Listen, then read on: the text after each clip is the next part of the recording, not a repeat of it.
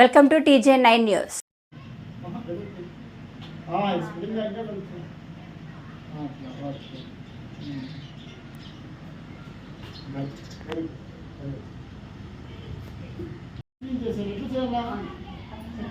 కంటితో చూడాలి.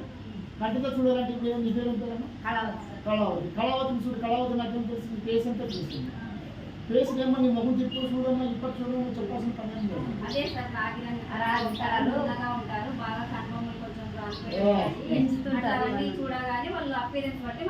తెలిసిపోతుంది. ఇప్పుడు చూడాలి ముందు ఫేస్ అంతా కనబడుతుంది.